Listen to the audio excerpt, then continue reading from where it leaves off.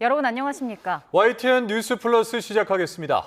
이재명 대통령이 취임 1주년 기자회견에서 이번 지방선거 결과는 국민의 경고라며 더 낮은 자세로 겸손하게 국정을 운영하겠다는 뜻을 밝혔습니다. 네, 선관위의 투표용지 부족 사태와 관련해선 4부 요인과 함께 청와대에서 대책을 논의했습니다. 자, 취재기자 연결해서 자세한 내용 들어보겠습니다. 강진원 기자. 네, 청와대 춘추관입니다. 네, 이 대통령이 지난 3일에 치러진 지방선거와 국회의원 재보선 결과에 대한 생각을 밝혔다고요?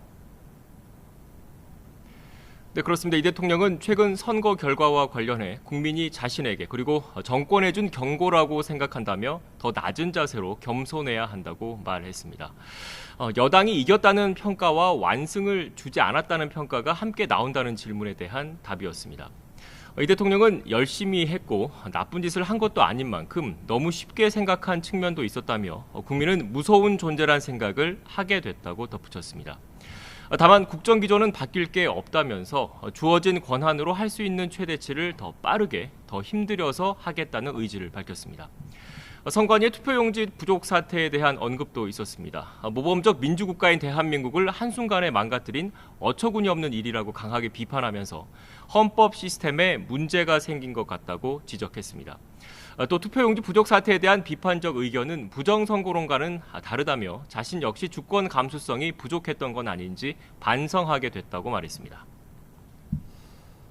네, 기자회견을 마친 뒤에는 말씀하신 것처럼 4부 요인들과 이 선관위의 투표용지 부족 사태를 논의했다고 하셨는데 자세하게 전해주시죠. 네, 이재명 대통령의 요청으로 오늘 오후 청와대에서 대통령과 4부 요인의 회동이 열렸습니다. 조정식 국회의장과 조희대 대법원장, 김상환 헌법재판소장과 김민석 국무총리 등 헌법기관의 책임자 4명이 모였습니다. 투표용지 부족 사태로 물러난 중앙선관위원장은 참석하지 않았습니다. 이 대통령은 모두 발언에서 숫자가 얼마이든 결과에 영향이 있든 없든 투표권을 제대로 보장하지 못한 건 심각한 문제라고 비판했습니다. 하지만 헌법상 독립기관인 선관위는 잘못을 저질러도 감사조차도 못한다고 꼬집었는데요. 이 대통령은 그러면서 4부 요인들에게 뚜렷한 방법이 나오진 않겠지만 우선 이 문제를 어떻게 다뤄야 할지 공식적인 논의를 해보자고 했습니다. 이규환 청와대 홍보소통수석은 조금 전 회동 결과를 설명했습니다. 참석자들이 투표용지 부족 사태를 중대한 참정권 침해로 보고 철저한 진상규명과 재발방지책 수립이 신속하게 이루어져야 한다는 데 뜻을 모았다고 밝혔습니다. 또 수사나 국정조사 결과에 따라서 관계자들에게 행정적, 법적 책임을 엄정하게 묻고 선거관리 대개혁 방안을 마련하기로 했다고 전했습니다. 지금까지 청와대 춘추관에서 YTN 강진원입니다. 국회도 이 대통령 취임 1주년 기자회견에 온 신경을 집중했습니다. 민주당은 대체 불가한 대통령의 면보였다고 호평했고 국민의힘은 자화자찬에 남탓만 있었다고 깎아내렸습니다. 이번에는 국회로 가보겠습니다. 박정현 기자. 네, 국회입니다. 네, 여야는 대통령의 취임 1주년 기자회견 어떻게 봤습니까? 네, 민주당 지도부는 비공개 최고위를 열고 함께 시청했고요. 국민의힘도 생중계로 지켜봤습니다. 민주당 정청래 대표 회견이 채 끝나기도 전에 SNS에 한마디로 대체 불가한 대통령이라면서 망설임 없이 국정 현안에 200% 답변해냈다 극찬했습니다. 특히 이 대통령이 검찰 개혁 문제에 보안 수사권을 고집할 생각이 없다. 국회에 맡기겠다고 말한 걸 두고 특별히 감사하다. 좋은 결론으로 성과를 내겠다고 화답했습니다. 다만 조승래 사무총장은 기자간담회에서 지방선거가 최소한 성공은 아니다는 대통령 평가에 당도 같은 결의 입장을 표명한 바 있다며 당정 간 입장이 상충하지 않는다는 걸 강조했습니다. 그러니까 승리도 있고 패배도 있습니다. 대통령께서 오늘 표현해 주신 그런 표현과 저희 지도부가 갖는 그런 말씀들이 그게 상충되거나 충돌되지 않는다고 생각을 하고요. 국민의힘은 남탓 종합판이라며 대체 불가한 건 국정 성과가 아니라 대통령의 현실인식 부재와 자기 합리화라고 평가절하했습니다. 직후 기자회견을 연 장동혁 대표는 부동산 지옥에 대한 미안함은커녕 재판 취소에 대한 의지만 재확인하며 하고 싶은 대로 다 하겠다는 독재 선언이었다고 비판했습니다. 한마디로 국민 억장 무너지는 소리, 유체 이탈 확법의 극치라고 표현했습니다. 이재명 유니버스가 따로 있다는 사실을 다시 한번 실감할 수 있었습니다. 이재명의 세상에는 국민이 없습니다. 네, 대통령 언급도 있었는데 투표지 부족 사태 관련 여야 모두 오늘 국회에 국정조사 요구서를 냈다고요? 네, 여야 모두 접수를 마친 만큼 이제 양당 원내 지도부가 이제 그 기간과 대상, 범위 등 자세한 내용을 두고 본격 협상에 나설 거로 보입니다.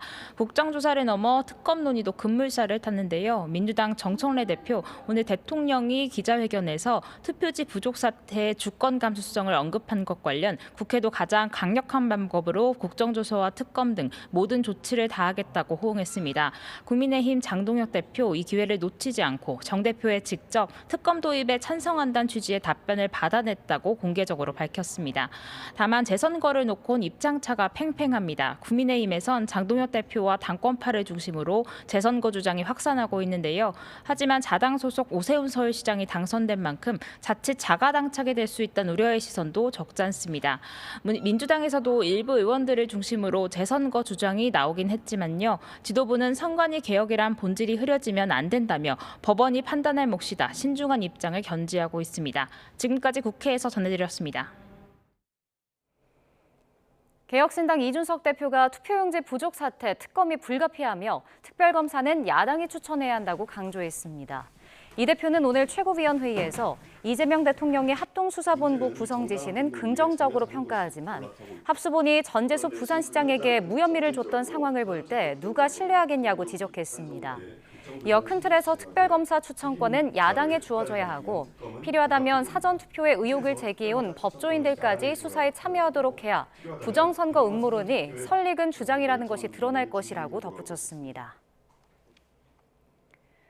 나흘째 이어지는 서울 송파구 개표소 앞 집회에서 재선거 요구와 함께 부정선거 의혹을 주장하는 목소리도 나오고 있습니다. 현장에서는 참가자들 사이에 입장 차이로 언쟁이 벌어지기도 했습니다. 자, 취재기자 연결해 보겠습니다. 이수빈 기자. 네, 며칠째 집회가 이어지고 있죠? 네, 투표용지 부족 사태에 항의하는 시민들이 개표소에 모이기 시작한 지 나흘째입니다. 취재진이 오늘 이른 아침부터 현장에 있었는데 시민들 숫자는 조금씩 늘었습니다. 이곳 시위는 특정 단체가 주도하기보다 자발적으로 모인 시민들이 진행하는 만큼 다양한 목소리가 나오는데요. 주말 사이 선관위 책임을 요구하며 재선거를 외치던 현장 구호는 오늘 들어서는 부정선거 재선거로 바뀌었습니다. 또 오전에는 핸드볼 여성 유소년 국가대표팀 선수들이 대회를 앞두고 연습을 위해 경기장 안에서 장비를 가지고 나오는 과정에서 일부 시위대가 막아서며 짐검사를 요구하는 일도 있었습니다. 이들 중 일부는 이를 말리는 다른 참가자들에게 한국대학생 진보연합이냐고 따져 물으며 언쟁을 벌이기도 했습니다. 네, 개표함은 아직 경기장 안에 있는 겁니까? 네, 그렇습니다. 개표가 끝난 송파구 투표함 380여 개와 투표지는 아직 경기장 안에 남아 있습니다. 현행 공직선거법상 선거관리위원회는 투표지와 투표함, 개표록 등을 당선인의 임기 동안 보관해야 합니다. 다만 시민들이 경기장 출입구를 둘러싸고 봉쇄를 이어가면서 선관위가 투표함을 보관 장소로 옮기기는 쉽지 않은 상황입니다. 경찰은 일단 강제 해산보다는 현장 관리에 집중하고 있는데 현재까지 큰 충돌은 발생하지 않았습니다. 지금까지 사회부에서 전해드렸습니다. 투표용지 부족 사태로 기본권이 침해됐다는 취지의 헌법소원이 추가로 접수되며 전체 접수 건수가 4건으로 늘었습니다. 윤석열 전 대통령의 변호인 도태우 변호사가 이끄는 선진변호사협회는 오늘 서울 잠실 7동 주민 등 35,216명을 대신해 헌법재판소에 위헌 확인 헌법소원과 가처분 신청을 냈다고 밝혔습니다. 위헌 확인 헌법소원은 선거관리위원회의 투표용지 수량관리 소홀로 전국 67개 투표소에서 투표용지 부족 사태가 초래돼 국민 주권과 참정권이 침해됐다는 취지입니다.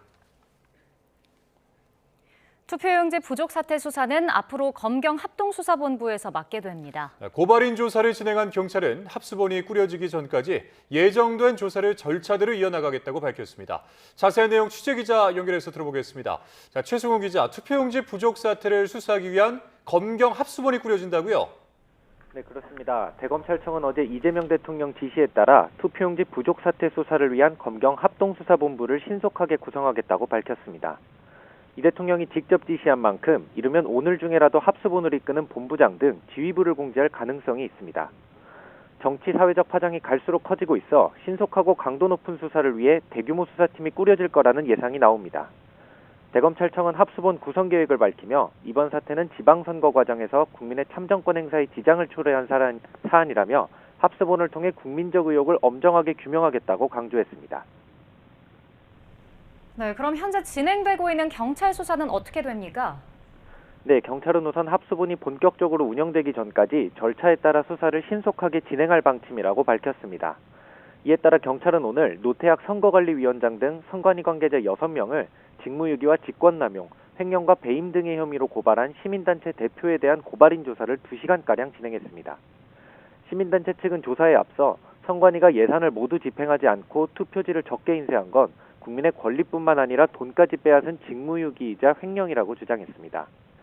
경찰은 앞서 선거사무에 동원된 공무원과 용지 부족으로 투표하지 못한 시민들을 상대로도 조사를 진행했다고 밝혔습니다. 경찰은 선거사무 종사자들의 단체 대화방 내용을 확보하고 투표용지 인쇄업체를 특정하는 등 구체적인 사건 경위를 파악하고 있습니다. 이 같은 경찰 조사 내용은 합수본이 구성되면 넘겨받아 수사를 이어갈 것으로 보입니다. 지금까지 사회부에서 전해드렸습니다. 선거 당일에 부족했던 투표용지가 전국 50개 투표소에서 최소 4,700여 장이었던 것으로 파악됐습니다. 네, 여야를 막론하고 백가쟁명식으로 선관위 개혁 방안이 쏟아지고 있습니다. 박희재 기자입니다. 6.3 지방선거 당일 서울 잠실 7동 제2투표소는 밤 늦게까지 아수라장이었습니다. 6시가 됐으니까 일단 번호표를 주고 투표를 할지 안 할지 나중에 문제고. 선관위가 자체 조사한 결과 이곳 송파구에서 부족했던 투표용지는 최소 1,965장으로 집계됐고 서울로 확대하면 3,912장에 달했습니다. 인천과 대구는 물론 부산, 울산, 경남까지 전국 투표소 50곳에서는 최소 투표용지 4,726장이 부족했던 것으로 파악됐습니다. 선거인 숫자 대비 절반만 투표지를 준비한 서울 송파구 부족분이 가장 많았는데 국회를 찾은 선관위는 높아진 투표율 추세를 잘못 판단했다고 해명했습니다. 투표용지 부족 사태가 당일 오전에 이미 보고됐는데 오후 4시가 넘어서 사태를 인지했다는 겁니다. 심지어 이 실태는 6월 5일 집계 기준 중앙선관위는 투표용지가 부족했던 투표소들을 추가로 파악한 것으로 전해졌습니다. 4년 전 대선 당시 소쿠리 투표의 악몽을 잊기도 전에 재현된 참사에 사실상 선관위 해체 수준의 개혁 방안도 본물 터지듯 나오고 있습니다. 민주당은 선관위가 행정과 해석권을 동시에 가졌다며 완장부터 손봐야 한다고 지적했고 국민의힘에선 투표 중단을 재선거 사유로 포함하는 선거법 개정안을 검토하고 있습니다. 소위 완장찬 권한을 줄이려면 해석권을 줄여줘야 돼요. 공직선거법상에 좀 변화도 필요하다고 개인적으로 그렇게 생각합니다. 선관위는 고쳐쓰기 어려운 기구라는 결론을 가져가고 있습니다. 가족회사입니다. 그래서 저는 이 선관위를 해체하고 무소속 한동훈 의원은 한몸으로 보였던 선관위와 법원 간 연계를 깰 수 있도록 중앙선관위원장을 상임직으로 전환하는 법안을 제시했습니다. 한 목소리로 선관위 개혁 입법을 외치는 여야지만 정당별 셈법과 재선거 등을 둘러싼 입장차가 큰 만큼 한 테이블에 앉을 수 있을지는 불투명합니다. YTN 박희재입니다. 젠슨 황 엔비디아 CEO가 오늘 국내 주요 기업 본사를 잇따라 찾았습니다. 우리 기업들과 AI 팩토리와 피지컬 AI 등의 분야에서 협력을 강화하기로 했습니다. 자, 취재기자 연결해서 들어보겠습니다. 박기환 기자, 어디에 나가 있습니까? 네, 경기 성남시 네이버 본사 앞입니다. 네, 젠슨 황 CEO가 오늘 특히 바쁘게 움직이고 있는데요. 구체적으로 어떤 협력 방안이 나왔습니까? 네, 젠슨 황 엔비디아 CEO는 조금 전 이곳 네이버 본사에서 이해진 의장과 함께 초대형 AI 팩토리 구축 계획을 발표했습니다. 인공지능의 연산과 가동에는 엔비디아의 GPU, 인공지능 가속기가 필수적입니다. 많은 양의 GPU를 확보하고 이를 사용할 수 있도록 빌려주는 방식의 초대형 AI 팩토리를 함께 확장해 나간다는 겁니다. 엔비디아 GPU를 사용한 인공지능 인프라를 구축하는 아시아 파트너로서 네이버와 손을 잡게 된 셈입니다. 양산은 오는 2027년 그러니까 내년 55메가와트 규모의 하이퍼스케일 데이터 센터 가동을 시작으로 2027년 안에 추가로 100메가와트, 2028년에는 200메가와트까지 해외로 인프라 규모를 확장하며 글로벌 인공지능 수요를 흡수한다는 예정입니다. 젠스당은 이에 앞서 서울 양재동에 있는 현대차 사옥도 찾았습니다. 지난해 깐부 회동의 주인공인 정의선 현대차그룹 회장과 어제 냉면 오찬에 이어서 이틀 연속으로 만났는데요. 또 이 자리에서 현대차그룹이 로보틱스 투자 계획을 밝힌 전북 새만금 지역에 데이터 센터를 건설하겠다는 깜짝 소식도 전했습니다. 황 CEO는 정 회장이 한국의 AI 밸리인 새만금에 투자하는 게 어떠냐고 제안했고 훌륭한 삼겹살이 있다면 그렇게 하겠다고 답했다며 새만금에 엔비디아 데이터 센터를 짓게 돼 매우 기쁘다고 밝혔습니다. 네, 젠스랑은 또 어떤 회사들을 찾아서 협력을 논의했습니까? 네, 벌써 방한 나흘째인 젠스당 CEO는 오늘도 지치지 않고 우리 경제계 곳곳을 누볐습니다. 오늘 오전에는 최태원 SK그룹 회장과 다시 만났습니다. 양사는 기존 엔비디아 인공지능 가속기에 탑재될 메모리 반도체를 공급하는 수준에서 더 나아가기로 손을 맞잡았습니다. CPU와 AI 전용 PC 등 엔비디아 전 제품에 들어갈 차세대 메모리를 공동 개발하고 생산하기 위한 중장기 기술 파트너십을 체결했습니다. 여기에 SK텔레콤이 엔비디아의 AI 플랫폼을 기반으로 AI 전용 데이터 센터를 구축하는 등 AI 인프라 분야에서도 더 넓은 협력을 약속했습니다. 엔비디아는 LG그룹과도 피지컬 AI 분야에서 협력을 강화하기로 했습니다. 무엇보다 전자, 제조업 분야에서 세계적인 기술력을 가진 LG그룹과 피지컬 AI 그리고 AI 인프라와 모빌리티 협력을 모색했습니다. LG는 엔비디아의 로봇 개발 프로그램을 사용해서 로봇의 눈 역할을 할 광학 부품을 비롯해 로봇 부품과 산업용 로봇을 개발할 예정이고요. AI 데이터 센터에서 중요한 냉각과 열 관리 솔루션 등 AI 인프라 역량 역시 엔비디아와 함께 키워가게 됩니다. 오늘 오후에는 젠스당 CEO와 삼성전자 경영진과의 회동도 예정돼 있습니다. 젠스당 CEO는 오늘 오후 서울 신라호텔에서 로봇 AI 분야 스타트업과 간담회를 진행하는데 이곳에서 전영현 삼성전자 부회장과 만날 것으로 파악됐습니다. 이재용 회장이 해외 출장으로 자리를 비운 가운데 추가적인 반도체 협력 방안이 공개될지 주목되고 있습니다. 지금까지 경기 성남시 네이버 사옥에서 YTN 박견입니다. 네, 이렇게 숨가쁜 일정을 이어가고 있는 젠슨 황 CEO가 서울대학교를 방문해 학생들을 만났습니다. 젠슨 황은 오늘 정오쯤 서울대 해동첨단공학관에서 열린 빌더클로 행사장을 찾아 산업과 세상 전체가 변화하는 최고의 시기에 졸업하는 여러분이 너무 부럽다고 밝혔습니다. 또 요즘 K자만 붙이면 인기라면서 자신은 아침에 나설 때만 해도 그냥 젠슨이었지만 이제는 K 젠슨이라면서 다음에 오면 K 젠슨이라고 불러달라고 말해 환호를 받기도 했습니다. 네, 우리나라를 찾은 젠슨 황 엔비디아 최고 경영자가 예능에 출연한 영상이 공개됐습니다. TVN 예능 유퀴즈 온 더 블록은 공식 SNS에 젠슨 황이 트레이드마크인 검은 가죽 자켓을 입고 녹화에 참여한 모습 일부를 올렸습니다. MC 유재석이 이재용, 최태원, 정의선 세 사람 중 가장 친한 사람은 누구냐고 묻는 질문에 젠슨 황은 아주 쉽다라고 답해 궁금증을 자아냈습니다. 이번 촬영부는 오늘 10일 저녁 8시 45분에 방영됩니다. 뉴욕 증시 기술주 폭락과 고환율, 중동 무력 충돌 재개 등 악재가 겹치면서 코스피가 8% 넘게 급락했습니다. 네, 지수 급락에 매매를 일시 정지하는 서킷 브레이커가 발동됐지만 해제 후에도 급락이 이어져 매도 사이드각까지 연거푸 발동됐습니다. 류화룡 기자입니다.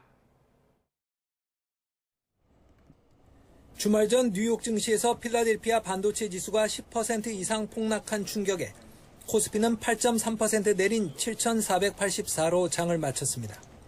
삼성전자와 SK하이닉스는 각각 30만 전자와 200만 닉스를 내줬고 젠슨 황 효과에 네이버만 9% 급등했습니다. 코스피가 8,000선 아래로 내려온 건 지난달 15일 장중 8,000피 달성 후 14거래일 만입니다. 장 초반 지수가 급락하자 매매를 일시 정지하는 서킷 브레이커가 올해 세 번째 발동됐고 해제 후에도 급락이 이어져 올해 11번째로 매도 사이드카까지 발동됐습니다. 개인만 순매수를 했고 외국인 투자자는 21거래일 연속 팔자 행진을 이어갔습니다. 코스피 급락에는 고환율 충격도 한몫을 했는데 오늘 서울 외환시장에서 원달러 환율은 글로벌 금융위기 때 이후 가장 높은 수준인 1,550원대에서 출발했습니다. 주간 거래 종가는 1,530원대로 내려왔지만 해외 여행객이 많이 이용하는 공항 환전소 환율은 이미 1,600원대를 기록하고 있습니다. 하반기 연준의 긴축 가능성이 부각이 되고 외국인의 국내 주식 순매도가 진정이 안 되고 중동 지역의 지정학적 불안이 이어진다고 하게 되면 원달러 환율은 지난 금융위기 때 봤던 고점 1,570원까지도 상승할 가능성이 있다라고 봅니다. 코스닥은 9%나 내려 천선을 내줬고 올해 네 번째 매도 사이드카와 올해 두 번째 서킷 브레이커가 연이어 발동됐습니다. 코스피가 최고점 대비 16%나 하락하면서 단기 조정 국면에 진입했다는 설명이 설득력을 얻고 있습니다. 근데 이거는 사실 우리나라 반도체 기업들의 실적과는 무관한 그런 좀 수급적인 이슈다. 어쨌든 우리나라가 워낙 지금 많이 올랐었고 과열이 됐기 때문에 그 반대급부의 좀 상황이 지금 아래쪽으로 좀 나오고 있다. 특히 이번 주엔 네 마녀의 날로 불리는 국내 선물 옵션 동시 만기일과 미국의 스페이스X 상장이 예정돼 있어 변동폭이 더 커질 수 있어 보입니다. YTN 유환홍입니다. 이재명 대통령이 코스피가 아직도 약간 저평가돼 있다고 생각한다며 정상화돼가는 중이라고 밝혔습니다. 이 대통령은 오늘 취임 1주년 기자회견에서 대한민국 상황을 정상화하는 것만으로도 주가 5천을 넘길 수 있을 것이라고 봤다며 이같이 말했습니다. 이어 반도체 특수를 2천에서 3천 포인트로 봐야 하지 않을까 싶다며 이를 더하면 현재 주가가 본대로 가고 있다고 설명했습니다. 이 대통령이 우리나라 부동산 보유세가 다른 나라에 비해서 대체로 낮은 편이라면서 다음 달 세제를 정비하겠다는 뜻을 밝혔습니다. 이 대통령은 오늘 청와대 영빈관에서 열린 취임 1주년 기자회견에서 우리나라는 부동산을 많이 사모아도 부담이 없어서 꼭 필요한 사람이 못 쓴다면서 이를 고쳐야 한다고 말했습니다. 그러면서 거주 용도로 주택을 가지고 있는 건 보호해야 하지만 사치품처럼 돼 있다면 서구 선진국만큼 보유 부담을 갖게 해야 한다고 강조했습니다. 이재명 대통령이 더불어민주당이 발의한 조작기소 의혹 특검법에 대해 잘못된 게 있으면 시정하고 잘못이 없으면 놔두면 된다고 말했습니다. 국민의힘은 이 대통령이 특검에 힘을 실은 걸 넘어 재판 취소에 스스로 나선 셈이라고 거세게 반발했습니다. 임성재 기자입니다. 지방선거 최대 변곡점으로 꼽히는 조작기소 특검, 즉 공소취소 문제도 대통령 1주년 회견의 화두였습니다. 이 대통령은 수없이 고소고발이 됐고 여러 의문이 제기되고 있는 만큼 최소한의 진상규명은 해야 한다며 이렇게 답했습니다. 법과 상식대로 하면 되죠. 잘못된 게 있으면 바로 잡으면 되는 것이고 잘못된 게 없으면 그냥 놔두면 되는 거죠. 본인 입장에선 자신이 지휘할 수 있는 검찰, 경찰 합수본에서 수사하도록 하는 게 낫지만 그렇게 하지 않았다고 힘주어 말했습니다. 국민의 입장이나 야당 입장에서는 중립적인 특검이 하는 게 낫지 않아요? 그럼 하지 말아요. 안 할 수는 없죠. 사실상 특검 추진에 힘을 실었다는 해석이 나오는데 이 대통령은 처리 주체는 국회란 점을 여러 차례 강조했습니다. 네가 지휘하는 데다 맡겨가지고 수사해서 왜곡하려고 그러지? 이럴 수 있잖아요. 그거보다는 국회가 정하는 게 훨씬 더 낫지 않을까? 국민의힘은 본인 죄를 스스로 취소하겠다는 야욕을 국민 앞에 당당하게 선포한 꼴이라고 반발했습니다. 비정상의 정상화를 추진하려면 본인의 멈춘 재판을 재개하는 게 가장 먼저 할 일이라고 꼬집었습니다. 끝끝내 재판 취소 특검을 하겠다고 선언했습니다. 선거도 끝났으니 이제 하고 싶은 대로 다 하겠다는 사실상의 독재 선언입니다. 인사권자인 이 대통령이 검찰 특검에 공소취소 가이드라인을 준 거라는 등 날선 반응도 적잖은데 무소속 한동훈 의원은 실제 공소취소하면 대통령 탄핵에 나설 거라고 경고했습니다. 민주당은 조작기소 특검, 국민의힘은 재판 취소 특검, 부르는 용어부터 판이하게 다릅니다. 후반기 원구성 이후 본격 가동될 국회에서 대통령을 중심에 둔 특검법 처리는 여야 사이 최대 전선이 될 것으로 보입니다. YTN 임성재입니다. 시진핑 중국 국가주석이 올해 첫 출국 외교 일정으로 7년 만에 평양을 찾았습니다. 북한은 김정은 위원장과 시 주석의 대형 초상을 걸고 열병식에 버금가는 환영 행사를 펼쳤습니다. 베이징에서 강정규 특파원입니다. 중국 시진핑 주석의 전용기가 평양 순안공항에 도착했습니다. 7년 만에 이루어지는 방북이자 올해 첫 출국 외교인 만큼 펑리 위원 여사도 동행했습니다. 2019년처럼 김정은 위원장과 리설주 여사가 공항에 직접 영접을 나왔습니다. 当地时间6月8号中午，中共中央总书记、国家主席习近平抵达平壤，开始对朝鲜进行国事访问。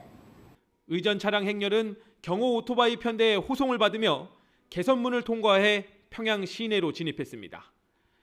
길가엔 양국 깃발이 달렸고 김일성 광장엔 김정은, 시진핑의 대형 초상이 나란히 걸렸습니다.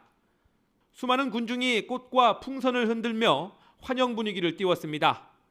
군악대의 국가 연주와 함께 예포 21발이 발사됐고 기병대를 필두로 의장대 사열이 이어졌습니다. 신화통신은 이때 북한 말로 시진핑 동지의 건강을 기원한다는 구호를 외쳤다고 소개했습니다. 북중 혈맹관계 회복을 과시하려는 듯한 환영의식, 성대한 만큼 대가도 따라붙습니다. 중국 당국은 이번 정상회담 때 비핵화 논의가 이루어지느냐는 질문에 원론적인 답변만 반복했습니다. 中方在半岛问题上的立场和政策保持连续性、稳定性。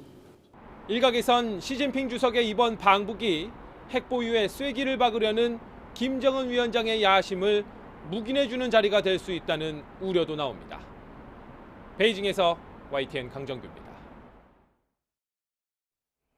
시 주석이 방북 일정에 맞춰 북한 관영 매체 기고문을 실었습니다. 세계 다극화를 북한과 공동으로 추진하겠다는 의사를 밝혔는데 북핵 문제를 묵인할 수 있다는 취지의 발언도 내놓았습니다. 이정원 기자입니다. 북한 노동신문은 시진핑 주석의 평양 방문 일정에 맞춰 관련 소식으로 일면을 채웠습니다. 시 주석도 2,500자 남짓한 기고문을 통해 7년 만의 방북에 큰 의미를 부여했습니다. 특히 북한과의 전략적 소통과 협조를 강조하면서 세계 다극화를 함께 추진하겠다는 의사를 밝혔습니다. 패권주의와 강권 정치를 반대하며 군국주의 부활을 꾀하는 모든 야욕과 책동을 반대해야 한다고도 말했습니다.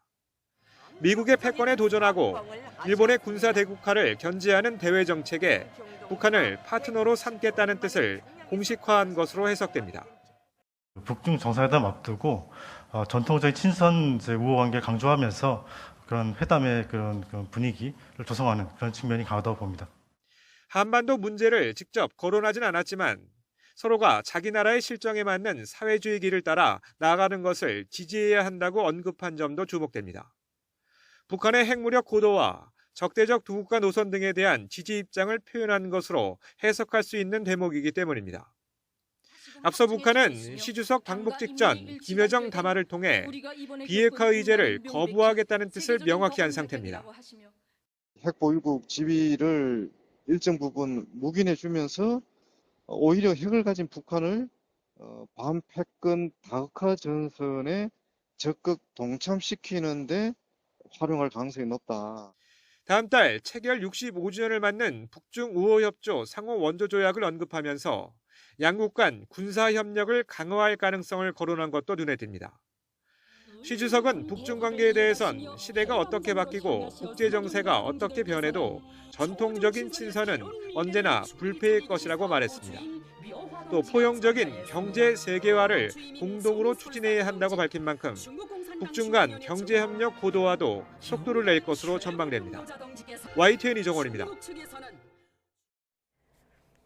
이란과 이스라엘이 서로를 겨냥해 미사일 공격을 주고받으면서 전면전 재개 우려가 다시 커지고 있습니다. 네, 휴전은 물론 미국과 이란의 종전 협상도 중대한 위기를 맞게 됐습니다. 김선종 기자입니다.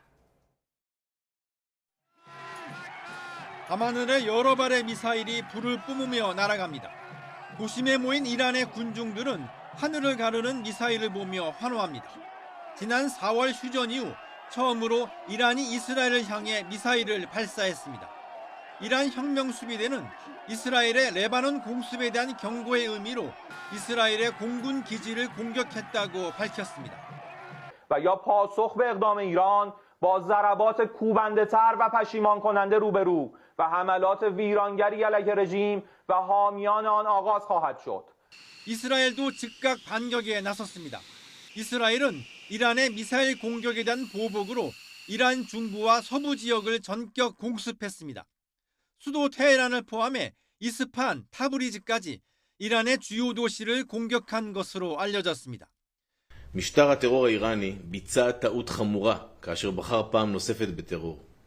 המשטר מנסה לייצר משוואה חדשה, כאשר הוא מבצע ירי ישיר לשטחנו. 양측이 본토를 겨냥한 직접적인 무력 타격을 주고받으면서 전면전 재개에 대한 우려가 다시 커지고 있습니다. 특히 트럼프 대통령의 만류에도 이스라엘이 단독으로 보복 공격을 감행하면서 미국과 이란 사이에 영구적 종전 협상과 중재 노력에 심각한 타격이 불가피할 전망입니다. YTN 김선중입니다. 이란이 호르무즈 해협을 통과하는 선박 한 척당 평균 150만에서 200만 달러의 서비스 요금을 징수하고 있다고 이란 매체가 보도했습니다.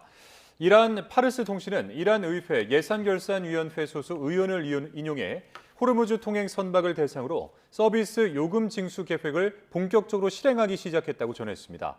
또 결제 대금의 일부는 달러 기반 암호화폐인 테더를 비롯해 현물이나 물물 교환의 형태로도 지급되고 있다고 주장했습니다. 사상자 7명이 발생한 한화 에어로스페이스 폭발 사고와 관련해 손재일 대표이사 등 2명이 입건됐습니다. 경찰은 회사 관계자와 유족 등 12명을 대상으로 참고인 조사를 진행했고 손 대표 등 3명에 대해 출국 금지 조치했습니다. 보도에 오승훈 기자입니다. 5명이 숨지고 2명이 다친 한화 에어로스페이스 대전 사업장 폭발 사고. 고용노동부는 손재일 대표이사를 중대재해처벌법 위반 혐의로, 가재웅 대전 사업장장을 산업안전보건법 위반 혐의로 각각 입건했습니다. 경찰은 또 손 대표 등 3명에 대해 출국 금지 조치했고 가 사업장장을 업무상 과실치사상 혐의로 별도 입건해 조사하고 있습니다. 이어 사고 원인을 밝히기 위해 회사 관계자 7명과 유족 5명 등 12명을 대상으로 참고인 조사를 진행했다고 밝혔습니다.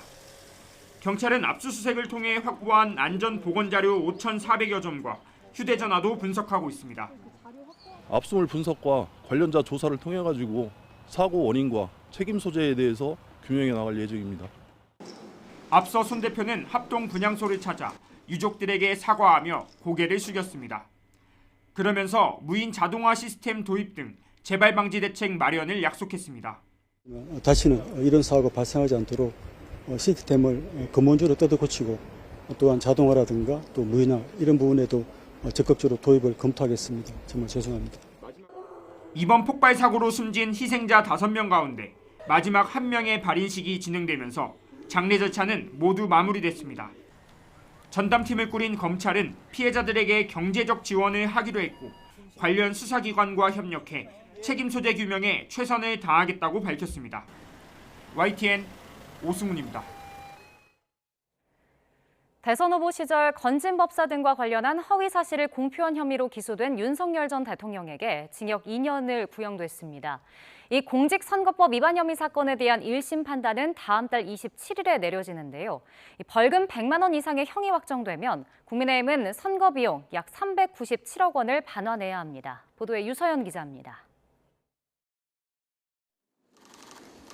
대선 후보 시절 건진법사 전성배 씨 등에 관한 허위 사실을 공표해 공직선거법 위반 혐의로 기소된 윤석열 전 대통령에게 김건희 특검팀이 징역 2년을 구형했습니다.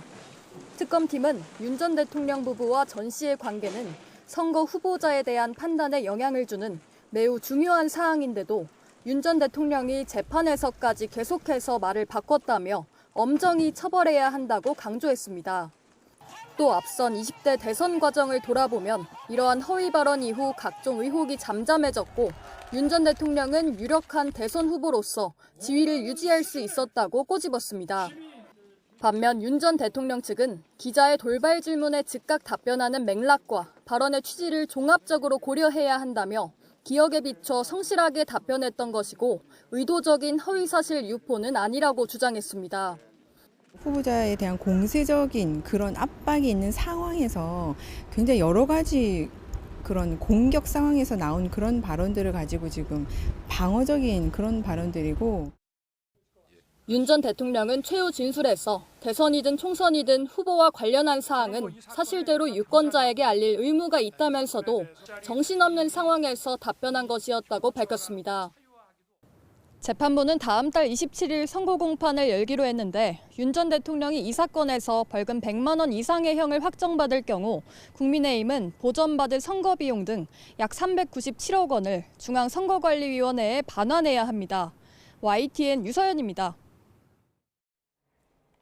계엄 정당화 메시지 의혹을 수사하는 2차 종합특별검사팀이 이번 주 의혹에 연루된 핵심 인물들을 줄줄이 소환합니다. 종합특검은 모레 신원식 전 국가안보실장을 내란 중요임무종사 혐의 피의자 신분으로 소환할 예정입니다. 또 오는 11일에는 홍장원 전 국정원 1차장을, 12일에는 조태용 전 국정원장을 불러 2차 피의자 조사를 진행할 계획입니다. 특검은 윤석열 전 대통령이 비상계엄 직후 신 전 실장과 김태호 전 국가안보실 1차장 등을 통해 미국 등 우방국에 개업을 정당화하는 메시지를 전달하도록 지시했다고 의심하고 있습니다. 규모 7.8의 강진이 8일 필리핀 남부를 강타해 최소 15명이 숨지는 등 사상자 140여 명이 발생했습니다. 미국 지질조사국과 유럽 지중해 지진센터는 오늘 아침 7시 37분 민다나오 섬 남코타바토주 제너럴 산토스시에서 남쪽으로 약 60km 떨어진 곳에서 지진이 발생했고 진원 깊이는 55.2km라고 밝혔습니다. 필리핀 민방위청은 이번 지진으로 무너진 건물 등에 깔려 지금까지 최소 15명이 숨지고 129명이 다쳤다고 밝혔습니다. 필리핀 남부 해역에서 규모 7.8 강진이 발생함에 따라 일본 기상청이 일본 동부와 서부 태평양 연안에 쓰나미주의보를 발령했습니다. 발령 지역은 도쿄 근처 이바라키현부터 일본 최남단 오키나와현까지 광범위하게 걸쳐 있습니다. 일본 기상청은 오키나와 미야코 섬과 야에야마 제도에 최대 1m의 쓰나미가 도달할 수 있다고 밝혔습니다.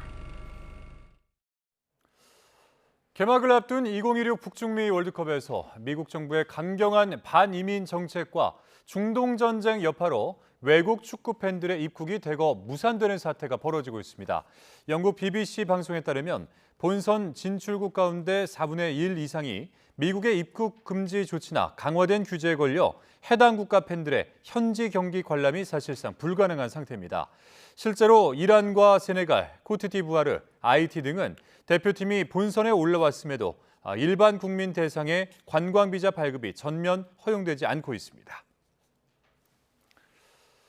이번 북중미 월드컵 조별리그에선 대표팀 주장 손흥민의 주특기 가마차기 득점을 보기 어려울 것이라는 우려가 있습니다. 왜 그런 걸까요? 이대건 기자가 전해드립니다. 상대 페널티 박스 바깥 왼쪽에서 프리킥 기회를 얻은 손흥민. 환상적인 가마차기로 골망을 흔듭니다. 자신의 A매치 통산 7번째 프리킥 득점으로 역대 한국 남자 선수 가운데 가장 많습니다. 이런 가마차기가 이번 월드컵 조별리그 무대에선 쉽지 않아 보입니다. 해발 1,500m가 넘는 과달라라 스타디움과 같은 고지대에선 공기 저항이 눈에 띄게 줄어듭니다. 이러면 공의 회전이 덜 걸려 가마차기 효과도 뚝 떨어집니다. 엘살바도르전에서 빛났던 이동경의 왼발 가마차기 같은 예외도 있긴 하지만 평가전 때 나온 슈팅 대부분 회전이 덜 걸리는 듯 보였습니다. 골키퍼 입장에서도 난감하긴 마찬가지입니다. 공기 저항이 줄면 속도가 빨라져 공이 살아서 움직이는 느낌마저 들 정도입니다. 그 공이 그냥 막 이렇게 막 살아서 막 가. 공중볼이 특히. 뭐 일단 저희는 어떻게든 막아야 되니까. 때문에 고지대 경기에선 가마차기보단 낮게 깔아차는 프리킥이나 무회전킥이 골망을 가르는데 유리할 것으로 보입니다. YTN 이다운입니다. 손흥민 선수와 함께 월드컵에 4번째 출전하는 선수죠. 홍면보호 수문장 김승규 선수입니다. 며칠 전 세상에 태어난 딸에게 좋은 성적을 선물로 안기고 싶다고 의지를 다졌는데요. 월드컵 무대가 코앞으로 다가오면서 대표팀 분위기도 사뭇 달라졌습니다. 과달라하라에서 양시창 기자입니다.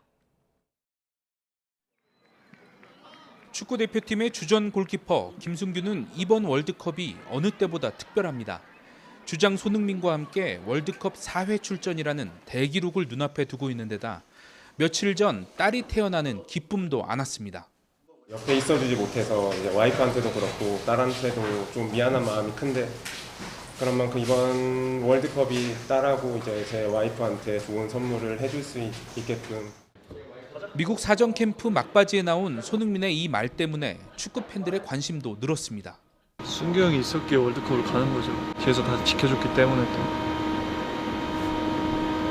월드컵 가는 거죠. 이번 대회는 어느 때보다 골키퍼의 역할이 중요합니다. 첫 경기 상대인 체코의 장신 선수가 질비해 세트피스 전술에 능한 데다 경기장이 고지대에 있다는 점도 골키퍼의 중요성을 더 키운 대목입니다. 공중볼이 날아왔을 때 적극적으로 나가서 수비수들을 도와준다든지 막았다고 생각하는 공도 손 맞고 들어가는 경우가 이제 아무래도 볼이 저희 생각보다 조금은 빠르게 오는 것 같아요. 첫 경기를 나흘 앞두고 펼쳐진 공식 훈련에서 대표팀은 변함없이 밝은 표정이었지만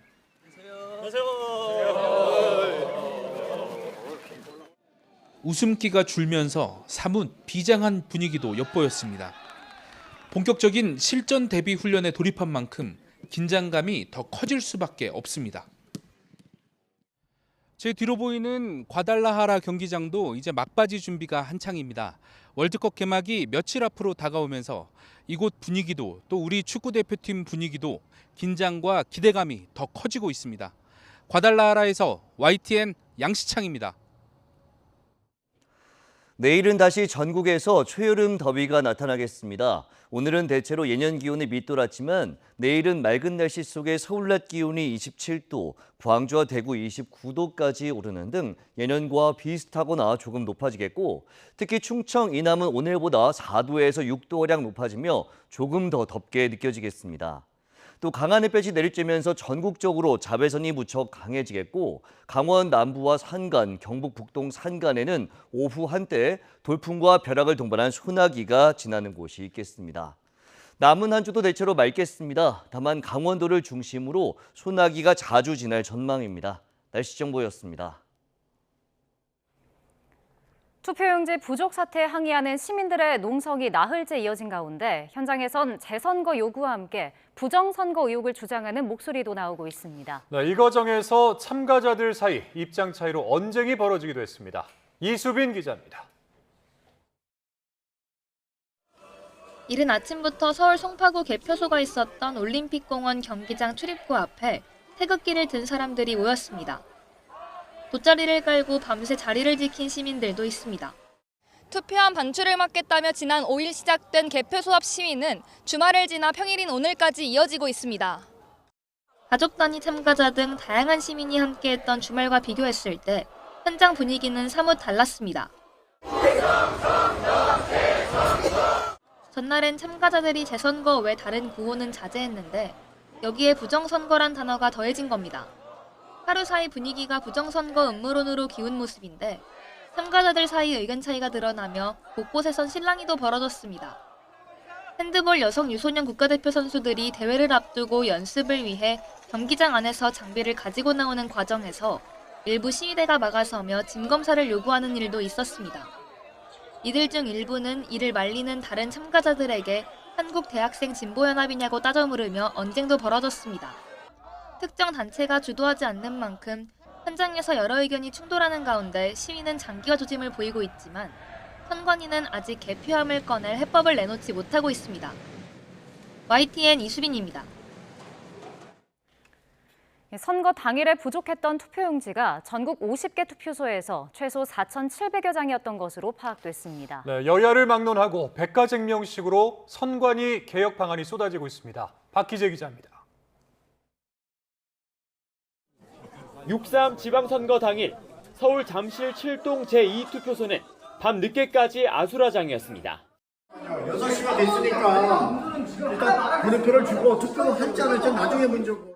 선관위가 자체 조사한 결과 이곳 송파구에서 부족했던 투표용지는 최소 1,965장으로 집계됐고 서울로 확대하면 3,912장에 달했습니다.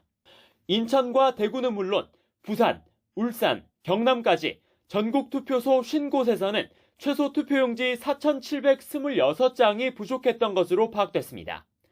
선거인 숫자 대비 절반만 투표지를 준비한 서울 송파구 부족분이 가장 많았는데 국회를 찾은 선관위는 높아진 투표율 추세를 잘못 판단했다고 해명했습니다. 투표용지 부족 사태가 당일 오전에 이미 보고됐는데 오후 4시가 넘어서 사태를 인지했다는 겁니다. 심지어 이 실태는 6월 5일 집계 기준 중앙선관위는 투표용지가 부족했던 투표소들을 추가로 파악한 것으로 전해졌습니다.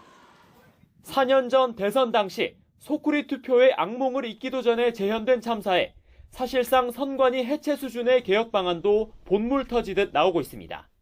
민주당은 선관위가 행정과 해석권을 동시에 가졌다며 완장부터 손봐야 한다고 지적했고, 국민의힘에선 투표 중단을 재선거 사유로 포함하는 선거법 개정안을 검토하고 있습니다.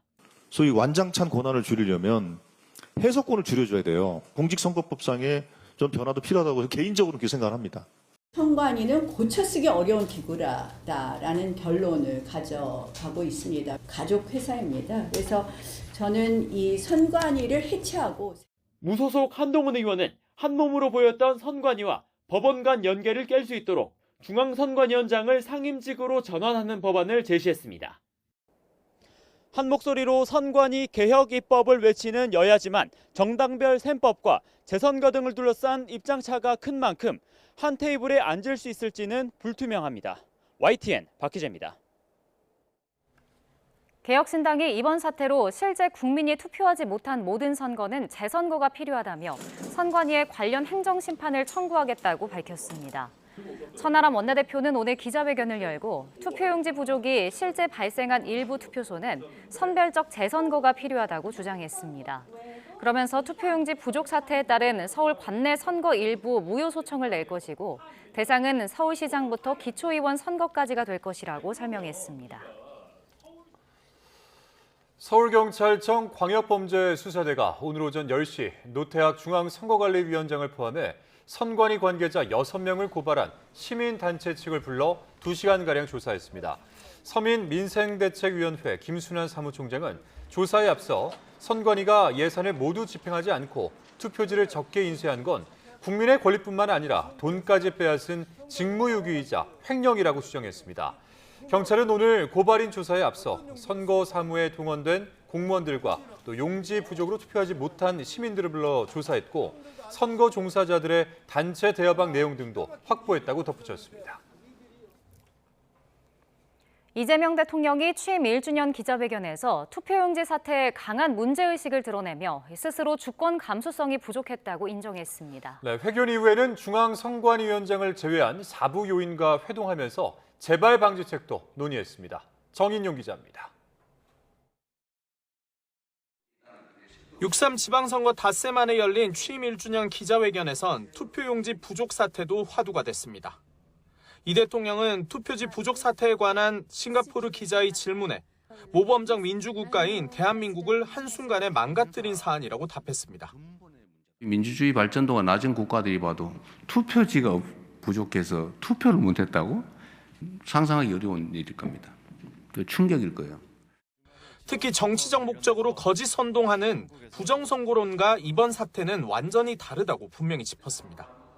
그러면서 스스로 투표 결과에 큰 영향이 없다고 생각한 측면도 있었다고 털어놓으며 이 문제를 적극 지적해준 청년들에게 존경과 감사도 표했습니다. 투표지가 부족했던 잠시를 중심으로 벌어지고 있는 청년 시위에 공감한다는 뜻을 내비친 겁니다. 우리 같은 사람들은 일종의 뭐라 그럴까요? 그러니까 둔감해졌다고 그럴까? 이 주권 감수성 부족? 이런 게 아니었나 싶은 반성이 저도 들더라고요. 이 대통령은 기자회견을 마친 뒤엔 조정식 국회의장과 조희대 대법원장, 김상환 헌법재판소장과 김민석 총리 등 4부 요인과도 투표지 부족 사태 대응책을 논의했습니다. 네 사람 모두 선거 행정에 대한 국민 신뢰가 흔들렸다. 참담한 마음을 금할 길이 없다고 한 목소리로 선관위를 질타했습니다. 행정적, 법적 책임을 엄중하게 물어야 하며 국민의 신뢰를 회복할 수 있는 수준으로 선거관리 대개혁 방안을 마련하기로 했습니다. 청와대는 대통령과 사부 요인이 단일 사건으로 회동한 전례가 없다고도 강조했는데 행정, 입법, 사법부 모두 뜻을 모은 만큼 이번 사태에 대해 신속한 후속 조치가 이뤄질 걸로 예상됩니다. YTN 정인용입니다. 국민의힘은 이 대통령이 투표용지 부족 사태를 수사할 검경 합수본 구성을 지시한 걸 두고 사실상 수사하지 말라는 하명이라면서 특검 도입을 주장했습니다. 장동혁 대표는 오늘 최고위원회의에서 이재명 합수본은 선관위 면죄부용이자 국정조사를 무력화하고 특검을 피하기 위한 꼼수라면서 국민의힘이 추천하는 국민특검에게 수사를 맡겨야 한다고 강조했습니다. 이어서 이재명 대통령이 늘 주장해왔던 대로 특검을 거부하는 자가 있다면 그 자가 공범이라며 국민의 요구는 재선거인 만큼 국정조사보다 특검이 우선이고 특검보다도 재선거가 먼저라고 지적했습니다. 금융시장이 검은 월요일을 맞았습니다. 뉴욕 증시 기술주 폭락과 고환율, 중동 무력 충돌 재개 등 악재가 겹치면서 코스피가 8% 넘게 급락했습니다. 지수 급락에 매매를 일시 정지하는 서킷 브레이커가 발동됐지만 해제 후에도 급락이 이어지면서 매도 사이드가까지 발동됐습니다. 류한홍 기자입니다. 주말 전 뉴욕 증시에서 필라델피아 반도체 지수가 10% 이상 폭락한 충격에 코스피는 8.3% 내린 7,484로 장을 마쳤습니다. 삼성전자와 SK하이닉스는 각각 30만 전자와 200만 닉스를 내줬고 젠슨 황효과에 네이버만 9% 급등했습니다. 코스피가 8,000선 아래로 내려온 건 지난달 15일 장중 8,000피 달성 후 14거래일 만입니다. 장 초반 지수가 급락하자 매매를 일시 정지하는 서킷 브레이커가 올해 세 번째 발동됐고 해제 후에도 급락이 이어져 올해 11번째로 매도 사이드카까지 발동됐습니다. 개인만 순매수를 했고 외국인 투자자는 21거래일 연속 팔자 행진을 이어갔습니다. 코스피 급락에는 고환율 충격도 한몫을 했는데 오늘 서울 외환시장에서 원달러 환율은 글로벌 금융위기 때 이후 가장 높은 수준인 1,550원대에서 출발했습니다. 주간거래 종가는 1,530원대로 내려왔지만 해외 여행객이 많이 이용하는 공항 환전소 환율은 이미 1,600원대를 기록하고 있습니다. 하반기 연준의 긴축 가능성이 부각이 되고 외국인의 국내 주식 순매도가 진정이 안 되고 중동 지역의 지정학적 불안이 이어진다고 하게 되면 원달러 환율은 지난 금융위기 때 봤던 고점 1,570원까지도 상승할 가능성이 있다라고 봅니다. 코스닥은 9%나 내려 1,000선을 내줬고 올해 네 번째 매도 사이드카와 올해 두 번째 서킷 브레이커가 연이어 발동됐습니다. 코스피가 최고점 대비 16%나 하락하면서 단기 조정 국면에 진입했다는 설명이 설득력을 얻고 있습니다. 이거는 사실 우리나라 반도체 기업들의 실적과는 무관한 그런 좀 수급적인 이슈다. 어쨌든 우리나라가 워낙 지금 많이 올랐었고 과열이 됐기 때문에 그 반대급부의 좀 상황이 지금 아래쪽으로 좀 나오고 있다. 특히 이번 주엔 네 마녀의 날로 불리는 국내 선물 옵션 동시 만기일과 미국의 스페이스X 상장이 예정돼 있어 변동폭이 더 커질 수 있어 보입니다. YTN 유환홍입니다. 이재명 대통령이 주식시장이 출렁이고 있지만 아직도 약간 저평가됐다고 생각한다고 말했습니다. 반도체 호황에 따른 초과 세수는 미래 세대를 위한 성장 잠재력을 키우는 방향에 투자하겠다고 했습니다. 보도에 오인석 기자입니다. 이 대통령은 주식시장에 대한 정상화 조치가 이뤄지면 반도체 특수를 제외하고도 코스피가 5,000선을 넘을 것으로 봤다고 말했습니다. 주식시장이 너무 과도하게 눌려 있었는데 신뢰하게 되면서 정상을 찾아가는 용수철이 됐다고 설명했습니다. 엄청난 경상수지 흑자까지 겹쳐 주가가 빨리 올라온 것 같다면서 주식시장은 출렁이는 것이라고 했습니다. 이익 실현도 좀 해야 되고 밸런스 조정도 좀 해야 되고 또 불안한 사람들도 잠시 쉬었다 가야 되는 것도 있고 하지만 아직도 저는 약간 저평가됐다고 생각해요. 이 대통령은 주가 상승으로 국민연금 고갈 연도가 24년 늘었다는 언론 보도가 있다면서 청년 세대들의 걱정이 조금 줄어들었다고 말했습니다. 최근의 고환율에 대해서는 정상은 아닌 것 같다며 일시적 현상으로 보인다고 설명했습니다.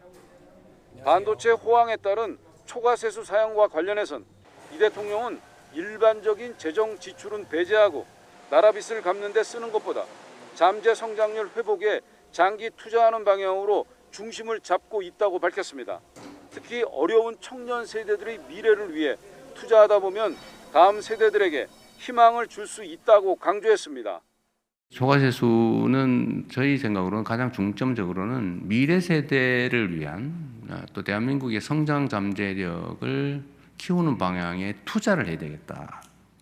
지방 청년들이 겪는 소득 자산 격차에 대한 질문엔 획기적인 한 수는 없지만 정부가 할 수 있는 범위에서 최대한 지방의 기회를 주려 한다며 자산 형성 지원과 교육과 문화, 정주 여건들을 강화하겠다고 말했습니다. 재정 정책, 산업 경제 정책, 인프라 투자, 기반 시설 등등 모든 면에서 지방에 가중치를 주고 있어요. 이제 아예 법으로 강제하려고 준비 중입니다. 이 대통령은 집권 2년차를 맞아 정부와 민간의 역량을 총결집시켜 첨단 기술 분야의 압도적 경쟁력을 확보해 초격차 산업 강국으로 나가겠다고 밝혔습니다.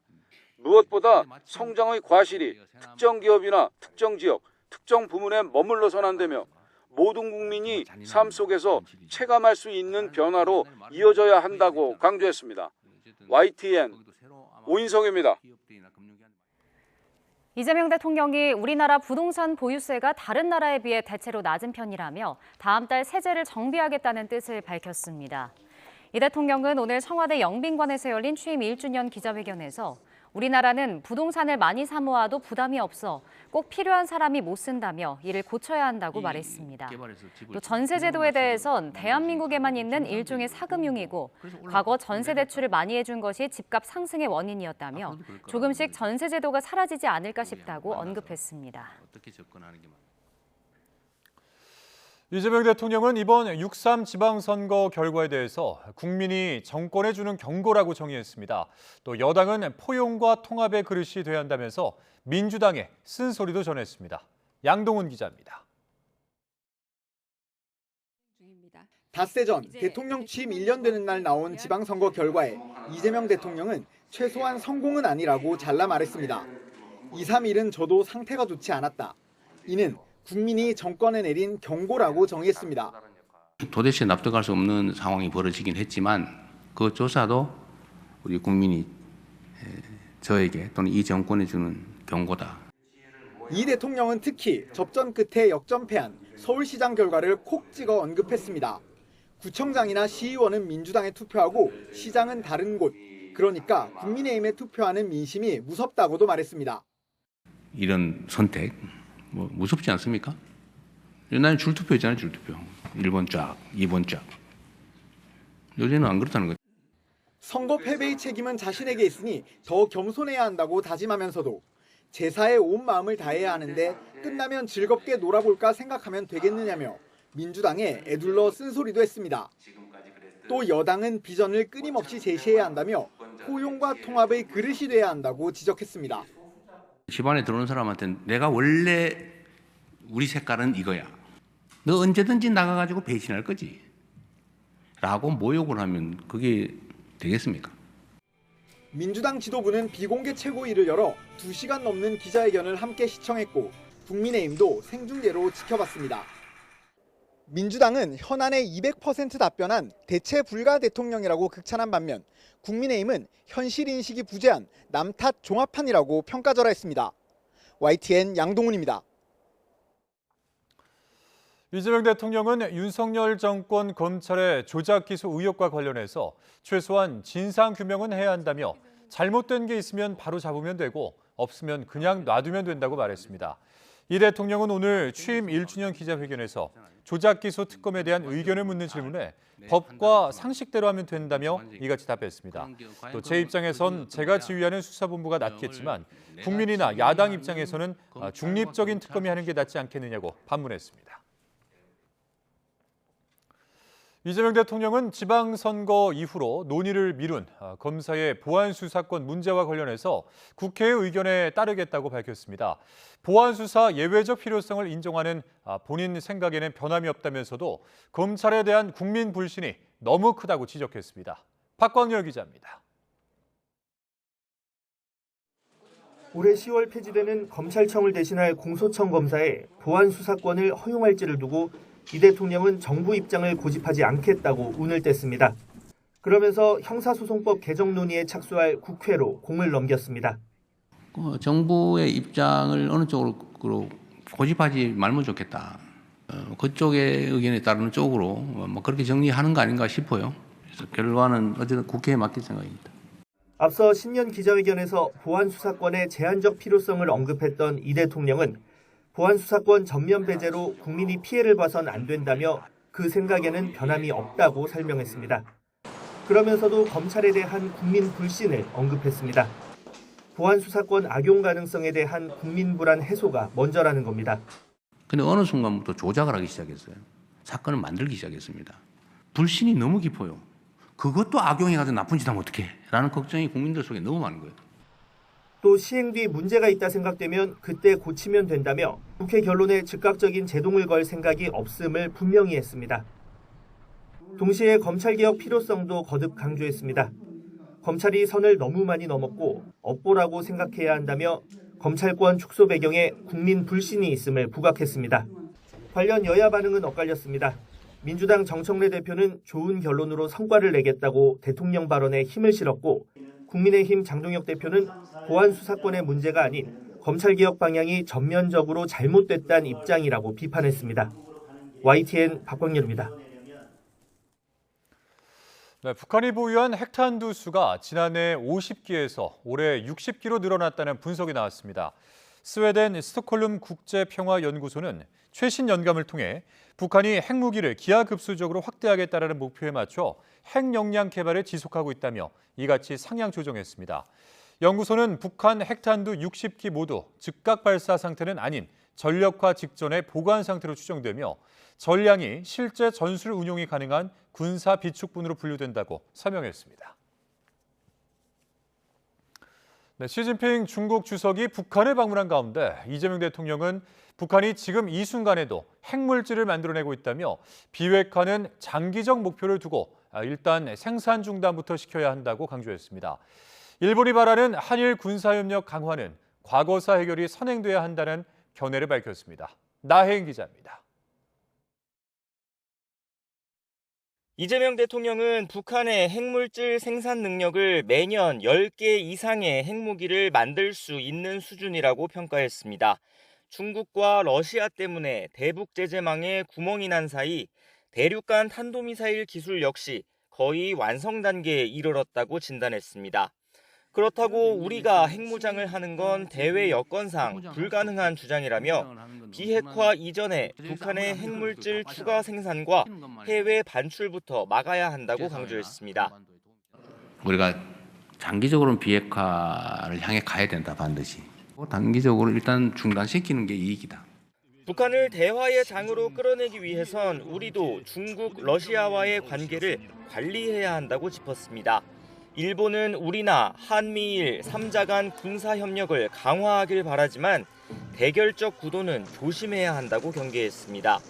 특히 유사시 군수물자를 주고받는 군수지원협정 체결은 과거사가 얽혀 현재로선 시기상조란 뜻을 다카이치 총리에게 직접 전했다고 밝혔습니다.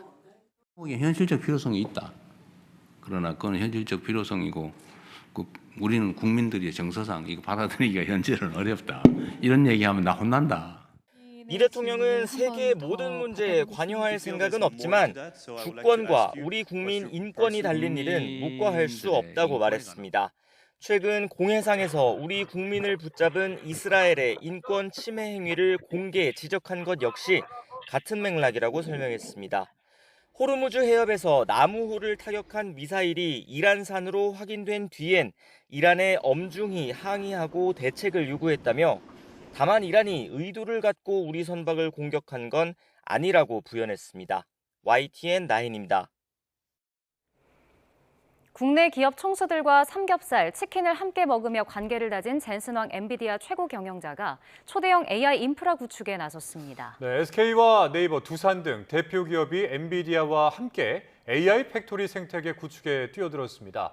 업체들은 내년 AI 팩토리를 한국에서 처음으로 가동하고 아시아 전역으로 이 사업을 확장한다는 구상입니다. 오동건 기자입니다. 삼겹살 회동 이틀 만에 2차 깐부 회동을 함께한 최태원 SK그룹 회장과 젠순황 엔비디아 CEO. 예고한 대로 구체적인 협력 방안 청사진을 공개했습니다. 차세대 AI 생산기지인 AI 팩토리 구축에 함께 나서기로 했습니다. AI 팩토리는 데이터를 원료로 AI 학습과 추론에 필요한 컴퓨팅 자원 지원에 최적화된 거대한 디지털 공장입니다. AI has finally become profitable, which is the reason why building these AI factories is so important. When some SK그룹은 AI 반도체와 AI 클라우드 분야에서 협력을 확대합니다. 특히 SK텔레콤은 엔비디아 플랫폼 기반의 AI 클라우드 구축을 추진하고 SK하이닉스는 AI 팩토리에 필요한 차세대 메모리 공급을 담당합니다. SK is going to be the neo cloud provider. The main is that the AI data center, AI factories we need, and Korea needed a lot of AI infrastructures. 젠순황 시구의 박정원 회장이 직접 시타자로 나서 양사의 협력 관계를 과시한 두산도 AI 팩토리의 미래를 함께하기로 했습니다. SK하이닉스가 AI 팩토리용 메모리를 개발하는 등 공장 운영에 두뇌를 제공한다면 두산은 이에 필요한 전력과 핵심 소재를 제공하는 심장을 담당합니다. 네이버는 국내 최대 규모 데이터 센터인 각세종을 전초기지로 활용해 글로벌 AI 팩토리 사업을 추진하는 역할을 맡게 됩니다. 젠순황은 네이버 사옥을 방문한 자리에서 한국과 전 세계의 거대한 인공지능 클라우드를 구축할 것이라고 밝히기도 했습니다. 결국 엔비디아가 반도체와 전력, 소프트웨어에서 AI 팩토리의 확장까지 사업 전반을 한국 기업들과 함께 구축하겠다는 구상입니다. Semiconductors, particularly with memory technology, is world class. The second, of course, is heavy industries. The world, in order to create new industries, need heavy industries. That world is extremely complex, and South Korea is completely world class. 다만 AI 인프라가 엔비디아의 GPU와 소프트웨어 플랫폼 중심으로 구축되기에 특정 기술 생태계에 대한 의존도가 높아질 수 있다는 우려도 있습니다. 향후 기술 변화에 유연하게 대응하기 어려울 수 있는 만큼 AI 생태계 확장이라는 기회 속에서 기술 종속 과제를 어떻게 풀어낼지가 관건이 될 전망입니다. YTN 오동건입니다. LG와 엔비디아가 피지컬 AI와 인공지능 인프라 구축, 모빌리티 분야에서 협력을 한층 강화하기로 했습니다. 젠슨황 엔비디아 최고 경영자는 오늘 오전 서울 여의도 LG 트윈타워에서 구광모 LG그룹장을 비롯한 최고 경영진과 만나 협력 확대 방안을 논의했습니다. 이어 기자들을 만나 LG는 다양한 산업과 미래 핵심 기술 분야에서 세계 최고 수준의 기업이라며 엔비디아가 하는 모든 영역에서 LG와의 협력 관계가 매우 빠르게 발전하고 있다고 강조했습니다. 숨가쁜 일정을 이어가고 있는 젠슨왕이 서울대학교를 방문해 학생들을 만났습니다.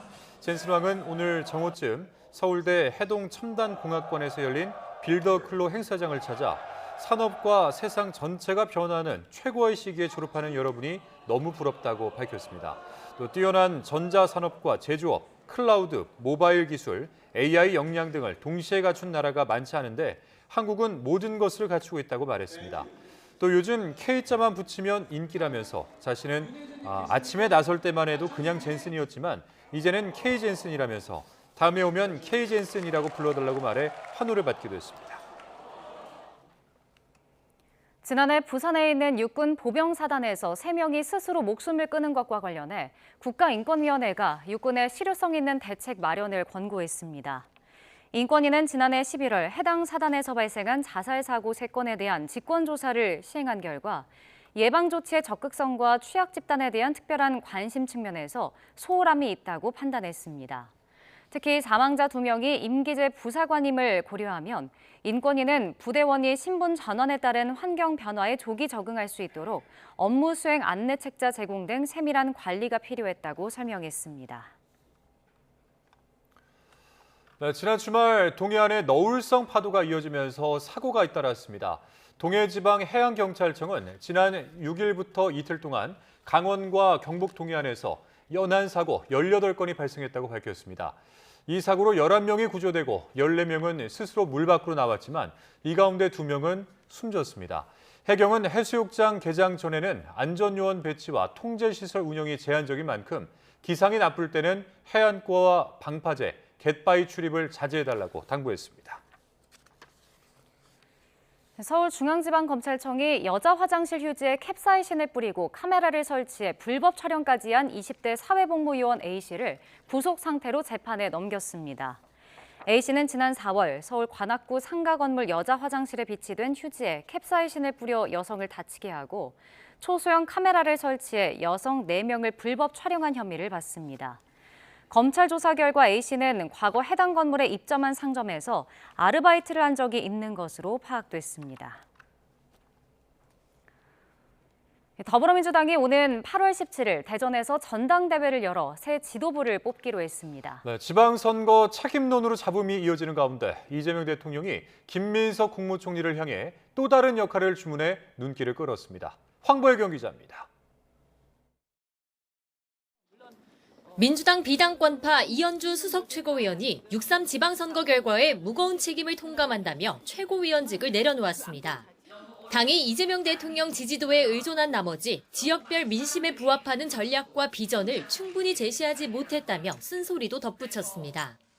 전국적인 큰 승리를 거뒀다고 자평한 정청래 대표를 정면으로 겨냥하고 나선 겁니다. 당내에선 이 최고위원이 지도부 사퇴에 물꼬를 튼 거다, 백서보다 책임지는 모습이 먼저라는 등의 목소리들도 터져나왔습니다. 이처럼 정 대표 책임론이 거세지자 당권파들은 참지 않았습니다. 사퇴는 곤란하다, 지도부로서 잘 마무리해야 한다는 엄호 의견을 넘어 송영길 의원이 무소속 김관영 후보를 옹호한 건 해당 행위라는 등 당권 경쟁자 견제에도 나섰습니다. 나아가 지방선거가 찝찝한 승리가 된 건 당 일각의 정청래 흔들기도 있었다고 반격했습니다. 선거 과정 속에서 이런 여러 목소리들이 하나로 통합되지 못하고 단결하지 못해서 아쉬운 결과. 선거 결과를 둘러싼 책임 공방이 전당대회 전초전 양상으로 번지는 가운데 이제 시선은 사실상 당권 도전을 공식화한 김민석 국무총리에게 집중되고 있습니다. 1주년 회견에서 나온 대통령의 이 말도 당 안팎에서 잔잔한 파장을 낳고 있습니다. 단기간 내에 구체적 성과를 많이 낸 내각이 있을까 싶을 정도로 잘해줬죠. 이제는 또 다른 역할을 맡는 게 더 적정하다고 보여지기 때문에 이제 역할을 바꾸게 됐는데, 민주당은 오는 8월 17일 대전에서 전당대회를 열어 차기 당대표를 선출합니다. 2028년 총선 공천권이란 막강한 권한에 차기 대권 교두보로도 평가받는 만큼 개파간 경쟁도 전면전으로 치닫는 분위기입니다. YTN 황보혜경입니다. 더불어민주당 정청래 대표가 지난 3일 재보궐선거를 통해 입성한 자당 의원들과 만찬 회동을 합니다.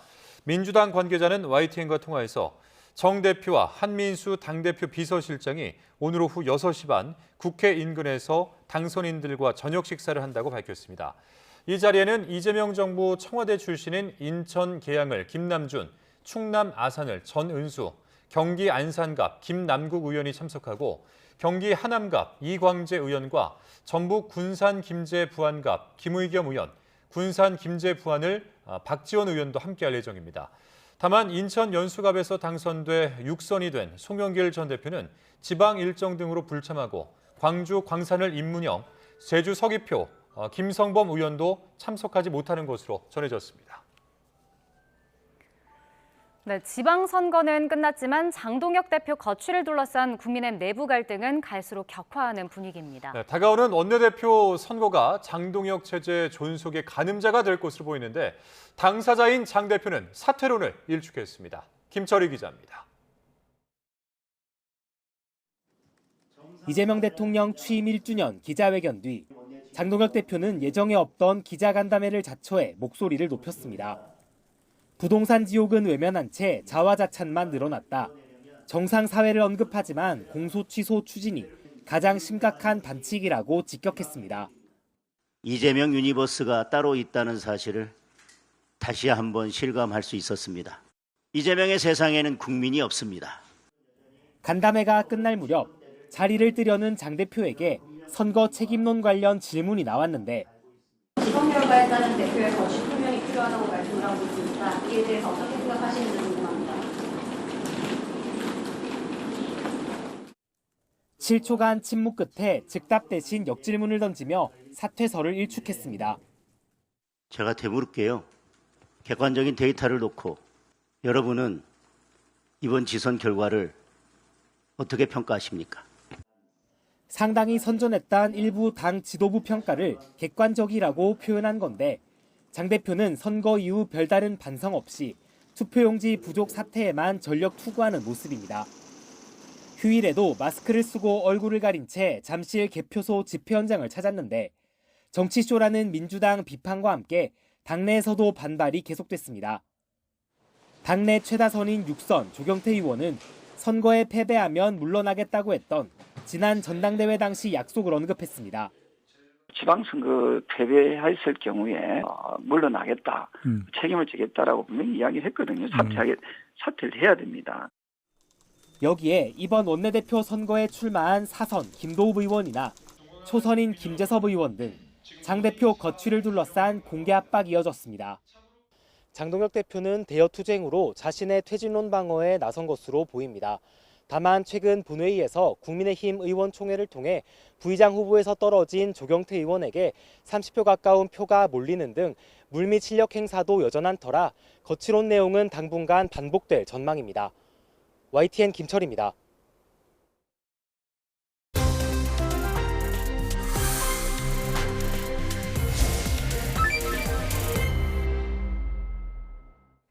네, 시진핑 중국 국가주석이 7년 만에 북한을 찾았습니다. 네, 이번 회담에서 북중 관계 강화와 함께 한반도 정세 관련을 논의하게 될지 주목이 되는데 김열수 한국군사문제연구원 안보전략실장과 함께 자세한 이야기 나눠보도록 하겠습니다. 어서 오시죠. 네, 어서 오십시오. 안녕하세요. 네, 오늘 시 주석이 이제 북한에 도착을 해서 부인 펑리위안 여사의 평양에 이제 내렸습니다. 김정은 위원장도 이제 부인 리설주와 함께 공항에 영접을 나왔거든요. 최고의 예우를 다한 거겠죠? 그렇죠. 최고의 예우를 다한 거죠. 통상 보면 외국 정상이 온다고 해서 그게 이제 그 나라의 최고 지도자가 나가는 건 거의 없거든요. 우리나라에 트럼프 대통령 온다고 해서 또는 시진핑 주석이 온다고 해서 우리나라 대통령이 직접 공항에 마중 나가지는 않잖아요. 그런데 지금 저거는 혼자 나간 것도 아니고 부인하고 또 같이 나갔잖아요. 네. 그러니까 최고의 예우를 한 건데요. 2019년에도 그렇게 했고요. 2024년 푸틴 대통령이 왔을 때는 자기 혼자서 그때는 푸틴 대통령 부인하고 안 왔으니까 밤에 2시간 동안 이제 기다리면서 했거든요. 그러니까 최고의 예우를 했다라고 봐야죠. 그리고 이제 거기뿐만이 아니고 이제 오픈카 해가지고 카프레이드해서 갔죠. 2019년도에는 금수상 태양궁전에 있는 그 광장이 굉장히 크잖아요. 거기서 이제 환영식을 했는데 이번 같은 경우는 김일성 광장에서 환영식을 하고 그리고 이제 금수산 거기 영빈관으로 이동을 했거든요. 예포도 쏘고 그리고 이제 사열도 하고 그랬으니까 아마 북한은 중국한테 할 수 있는 최대한의 예우를 다했다 이렇게 봐요. 예, 일단은 북한에서는 이제 그렇게 아주 극진하게 대접을 했는데 그러면 이제 과연 중국은 누구와 함께 갔느냐 이제 이걸 또 안 볼 수가 없을 것 같습니다. 일단은 지금 보게 되면은 차이치 중국 공산당 중앙정치국 상무위원이 갔고요. 왕이 외교부장도 동행을 했더라고요. 그러니까 이제 미중 정상회담을 할 때도 이제 기업인들이 많이 가서 동행한 사람들을 보고 이제 어떤 성과를 거두겠다, 아니면 이제 어떤 이야기를 나누겠다, 이제 이런 것들을 예측할 수 있는 것처럼 동행한 어떤 이런 사람들을 봤을 때 이번 중국 그 주석의 방북의 목적 어디 있다고 볼 수 있을까요? 글쎄요, 이제 미중 정상회담 할 때 기업인들 많이 데려갔는데 별로 성과는 없었죠. 그런데 어찌됐든 누구를 데려가느냐를 보면 어떤 의제가 이제 어떤 내용들이 주 의제로 이제 오르겠느냐라고 볼 수가 있거든요. 제가 볼 때는 지금 말씀하신 것처럼 지금 차이치 이제 중국으로 봐서는 공산당 서열 5위입니다. 그리고 이제 왕이 외교부장이 두 사람만 갔겠어요. 아무래도 경제협력 문제가 있으니까 경제협력과 관련된 또 몇 사람이 저는 갔으리라고 생각을 합니다. 어찌됐든 이 두 사람이 핵심인데요. 그 중에서도 차이치에 대해서 조금 말씀을 드릴 필요가 있습니다. 이 사람은 당 중앙 서기처 제1석입니다. 그래서 당의 인사하고 조직을 장악해요. 그다음에 두 번째는 당 중앙 판공처 주임입니다. 주임. 그럼 이 사람은 시진핑 주석의 경호와 그리고 시진핑 주석의 일정을 담당을 합니다. 세 번째는 중앙당교의 교장입니다. 중앙당교라고 하면은 공산당 당원들을 교육시키는 곳의 교장이에요. 여기는 굉장히 중요한 자리입니다. 사상과 이념을 담당하죠. 그러면은 이 사람이 당에서 지금 차지하고 있는 것이 조직, 인사, 이념, 사상, 그리고 경호, 행정 이것까지 다 담당하잖아요. 그러니까 실제로는 중국의 공산당 서열은 5위지만 지금 리창 총리를 넘어서는 아주 막강한 권력을 갖고 있는 사람이다라고 보고요. 네. 당의 이제 핵심이잖아요. 다 당이었잖아요. 그래서 이 사람이 간 것은 결국은 당과 당의 그런 중국 공산당과 북한 노동당과의 그 관계에 대해서 좀 더 이제 긴밀하게 전략적 소통을 하고 하는 문제에 대해서 이 사람이 핵심적으로 나설 거고요. 왕이 외교장 같은 경우에는 아무래도 외교 담당이니까 예.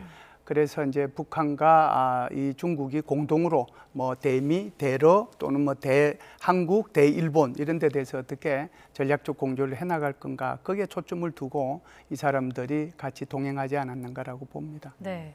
그리고 또 주목됐던 게 이번에 김정은 위원장 딸이죠. 김주애가 시 주석과 만날 것인가 이 부분도 관심을 모았습니다. 네. 일단은 뭐 오늘 그 공항에 영접할 때는 김주애 모습은 보이지 않았는데 앞으로 남은 일정의 모습을 드러낼지 만약에 드러낸다면 뭐 그 후계자 세습 구도에 좀 영향을 미치게 되는 걸지 궁금하거든요. 글쎄요, 제가 볼 때는 뭐 드러낼 것 같지는 않은데 뭐 이렇게 생각을 합니다. 일단 이제 작년 9월 달에 천안문으로 갈 때 그때는 이제 김주애를 데리고 가긴 했지만 김주애를 세습 교육을 시키기 위해서 저는 데리고 갔다라고 생각하고 거기에서 이제 공식 행사장에는 한 번도 이제 등장을 시키지 않았거든요. 그렇기 때문에 이제 이번 같은 경우에도 공식 행사장에는 등장시키지 않지 않겠는가라고 생각을 합니다. 왜 그러냐 하면 지금 시진핑 주석은 1953년생이고요. 그리고 이제 김주애는 2013년생입니다. 네. 60년 차이가 나요. 그런데 이제 만일에 김주애 나이가 한 20살이나 되고 그러면 이게 이제 뭐 제 세습될 아이입니다라고 이렇게 얘기할 수 있는데 이제 13살이면 중학교 1학년이잖아요. 중학교 1학년을 저런 공식적인 행사에다가 내놓고 제 딸입니다. 이렇게 얘기하는 것은 예의에도 저는 맞지 않다고 생각을 해요. 그런데 왜 이게 세습으로서 이제 얘기가 계속 이제 논의가 되느냐 하면 북한 입장에서 보면 김주애가 딸이잖아요. 그러니까 북한에 있어서 여성의 위상이라고 하는 것이 대한민국만큼 이렇게 높지는 않거든요. 대한민국은 여성이 대통령도 하셨고 뭐 도지사도 지금은 이제 뭐 하시고 그럴 건데 북한 같은 경우는 안 그렇단 말이죠. 그러니까 조선 2.0 이게 이제 계속 진행이 되고 있는 봉건 시대의 그 왕조 체제가 그대로 유지되는 거잖아요. 그런데 여왕이 등장하게 되는 거거든요. 그렇기 때문에 이제 북한 주민들을 지속적으로 세뇌 교육을 시켜야 돼요. 그러니까 이 세뇌 교육을 시키기 위해서는 군사 활동이나 경제 활동이나 이런 데 대해서 대내적으로 김주애를 데리고 다닐 필요는 있지만 그렇다고 해서 이게 뭐 보통 정상도 아니고 최고 뭐 세계 제2인자라고 해도 과언이 아닌 사람이 오는데 여기에 이제 덜렁 이렇게 데리고 나가는 것은 그렇게 바람직하지 않다라고 저는 생각을 하거든요. 예. 아마 김주애가 중국에 갔을 때도 중국의 어떤 신문이나 방송도 여기 김주애를 스포트라이트를 못 받게 했거든요. 대신에 이제 외국 그러니까 영국 신문이나 미국의 언론들은 이런 데 대해서 조금 얘기를 했지만 중국은 전혀 언급을 안 했어요. 이번에도 뭐 그럴 가능성이 높다라고 봅니다. 예. 자, 그렇다면 이제 과연 이 북중 정상회담에서는 어떤 이야기를 주로 의제로 올려서 다루게 될지 지금 뭐 북중 관계 강화와 관련해서 이야기를 나눌 것이다. 경제 협력을 확대할 것이다. 한반도 정세에 대해서 논의할 것이다. 뭐 여러 가지 추측들이 있는데 어떻게 보십니까? 네, 지금 말씀하신 거 거의 그대로 뭐 할 것 같습니다. 그래서 북한과 중국과의 관계는 사실상 이제 뭐 원상 회복은 됐다라고 얘기를 하잖아요. 그래서 지금 이제 열차도 다니게 되고 또 중국과 북한 사이에 지금 항공기도 주에 몇 번씩 이렇게 이제 오고 가고 하지 않습니까? 이런 것들이 모두 차단됐었는데 이게 작년부터 이제 이렇게 서서히 이제 움직이기 시작을 한 거거든요. 이게 올해 초가 되면서 점점 더 늘어났고 북중 교육 관계도 굉장히 이제 많이 이제 높아졌습니다. 그러다 보니까 이제 북한과 중국과의 관계가 이게 자칫 잘못하면 북한이 2024년도에 북한과 러시아 사이에 소위 말해서 신조약이라는 것이 체결이 되면서 혈맹 관계로 복원이 됐잖아요. 그러면서 이제 러시아의 이 북한군들을 파병하고 무기를 팔아먹고 하는 그런 관계 속에서 북한과 러시아가 너무 밀착이 돼서 중국이 어디 끼어들 틈이 없었거든요. 그런데 이제 중국 입장에서 보면은 여전히 북한을 관리해야 될 필요가 있고 또 필요하면은 미국에 대해서 칩으로 사용해야 될 필요가 있기 때문에 네. 좀 끌어당겨야 되겠다는 그런 생각을 아마 갖고 있을 거예요. 그렇기 때문에 이제 이번에도 이렇게 방북을 했다라고 저는 보고요. 두 번째는 이제 경제 문제인데 경제 문제는 지금 북한으로 봐서는 이제 제일 큰 게 두 가지예요. 하나는 20 곱하기 10. 그러니까 이제 매년 이제 10년 동안에 각 시군에 20개를 선정을 해서 뭐 농업 기반이든 수산업 기반이든 광업 기반이든 농촌형 공장 그걸 이제 만들어서 거기에서 이제 경공업들을 이제 이렇게 상품을 생산함으로써 북한 주민들의 생활을 좀 향상시키겠다라고 하는 거잖아요. 그런데 이게 한 10개까지는 되겠죠. 그런데 이제 매년 그렇게 이제 하게 되면 결국은 이제 북한으로 봐서는 물자도 없고 돈도 없는데 그러려고 하면은 이제 중국의 도움이 필요하잖아요. 그런 차원에서의 경제협력이 필요한 거고요. 두 번째는 이제 이 경제 문제에서는 제일 큰 것 중에 하나가 관광이라고 생각을 해요. 네. 이제 잘 아시다시피 원산 갈마지구 거기에 엄청나게 잘 만들어 놨는데 거기 하루 1일 최대 수용 인원이 10만 명이거든요. 10만 명인데 작년도에 러시아인들 몽땅 합해서 6천 명 갔습니다. 중국 사람들은 한 명도 안 갔어요. 지금까지도. 그러면 이제 이거 좀 풀어달라. 그래야 거기에 뭐 할 거 아니에요. 중국 사람이라도 오고. 아마 이 문제가 이제 좀 크지 않겠는가라고 보고요. 한반도 문제는 아무래도 남북한 간의 관계에서 어떤 얘기들을 좀 하지 않겠는가라고 생각을 합니다. 우리 대통령께서 작년도에 에이펙 정상회담 할 때 이제 한중 정상회담 했고 올 1월 초에 북경에 가서 다시 한중 정상회담을 하면서 두 번에 걸쳐서 남북한 간의 관계가 지금 어떤 건도 지금 없고 네. 어떤 연결 통로도 없으니 거기에 대해서 좀 건설적인 역할을 해달라고 얘기를 했고 시진핑 주석도 올 1월 달에 북경에서의 한중 정상회담 할 때 그렇게 하겠다고 약속을 했습니다. 그래서 그 부분에 대한 얘기도 좀 하지 않겠는가라고 생각을 하고요. 마지막으로는 이제 동해 출애권에 대해서도 얘기를 할 텐데 그거는 뭐 나중에 혹시 물어보시면 제가 구체적으로 말씀드리도록 하겠습니다. 네. 근데 이제 의제 중에서 궁금한 게 핵 네. 문제 관련해서 논의가 이루어질지 이 부분도 주목이 되고 있습니다. 네. 근데 이제 북한이 어제 노동신문에 뭐 핵 보유국 지위는 절대 불퇴의 한계선이다라면서 이 부분은 양보하지 않겠다 이런 입장을 밝혔거든요. 그럼 네. 의제로 올라갈 수 없다는 겁니까? 북한은 이제 중국으로부터 핵 보유국 지위를 이제 얻고 싶은 거죠. 그렇기 때문에 사실은 이제 어떻게 보면은 3일 날은 영변의 새로운 이 뭐라고 할까요? 그 핵농축 시설, 그러니까 원심 분리기가 쭉 돼 있는 거 그거 공개했잖아요. 네. 4일 날은 그 강건함이라고는 5,000톤급 구축함 그게 이제 갔고 6일 날은 이제 미사일 기지. 그러니까 군수 공장이죠. KN-23 몸통을 생산하는 곳인데 그쪽을 방문을 했고 그리고 이제 지금 말씀하신 것처럼 김여정이가 이제 담화를 발표하면서 절대로 뭐 비핵화는 불태다 이렇게 얘기를 했단 말이죠. 네. 이것은 한국에 대한 압박이나 뭐 미국에 대한 압박보다는 오히려 중국에 대한 압박이었다라고 봐요. 그래서 시진핑 주석이 오니까 우리 이제는 핵무기 보유 국가를 인정해 달라. 최악의 경우에 적어도 비핵화라는 것은 의제에 넣으면 안 된다. 네. 거기에 대한 것을 이제 얘기한 거거든요. 근데 시진핑 주석의 입장에서 한번 보세요. 시진핑 주석의 입장에서는 어찌됐든 남북한 간의 건설적인 역할을 좀 해달라고 우리도 부탁을 했고 또 미국의 국무부에서는 계속해서 얘기했던 것이 이 시진핑 주석이 북한을 방북한다 그러니까 미 국무부에서 뭐라고 얘기를 했어요. 지난번에 중국과 미국 정상회담 할 때 북한 비핵화가 목표라고 하는 것을 우리가 합의했다라고 하는 것을 일부러 그걸 계속해서 강조를 한 거거든요. 그러니까 시진핑 주석에서는 이걸 또 얘기를 안 할 수는 없는 거예요.